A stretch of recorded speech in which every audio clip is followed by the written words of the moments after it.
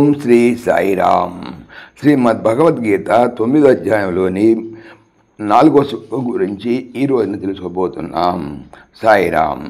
భగవానుడు గత శ్లోకంలో తెలిపినటువంటి ముఖ్య విషయాలలో బ్రహ్మ జ్ఞానమునందు శ్రద్ధ గలవారు పరమాత్మను పొందగలరని, అట్లా శ్రద్ధ లేని వారు పరమాత్మను పొందలేక మృత్యురూపముకు సంసారమునే తిరుగాడుతుంటారని, ఆ సంసారము స్వరూపం ఎటువంటిదంటే అది మృత్యురూపమైనదని, అనగా జనన మరణ రూపమై దుఃఖభూయిష్టమై ఉన్నదని తెలుస్తున్నది.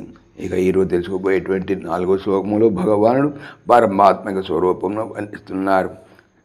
మయా తతమిదం సర్వం జగదవ్యక్తమూర్తినా మస్సాని సర్వభూతాని నచాహం తేష్వస్థితః.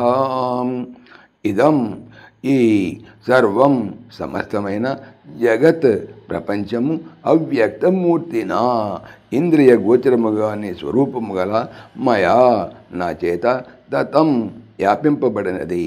సర్వభూతాని సమస్త ప్రాణికోట్లు మస్ అని నాయందు నవి.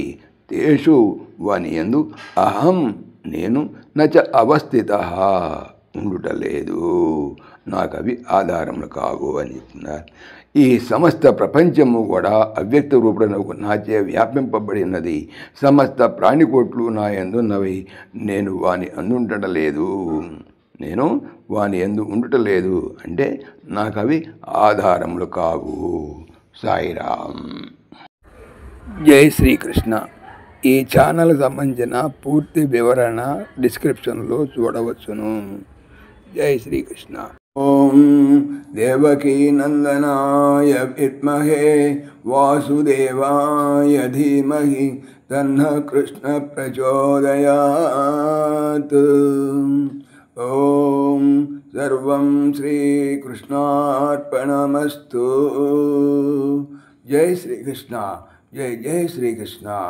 ఆత్మీయులకు మనవి, ఈ ఛానల్తో పాటుగా భగవానుడు అనంత మహిమల శ్రీ సత్యసాయి అనేటువంటి మరొక ఛానల్ను నా చేత చేయిస్తున్నారు. దీనికి సంబంధించిన లింక్ డిస్క్రిప్షన్లో చూడవచ్చు. సాయిరామ్.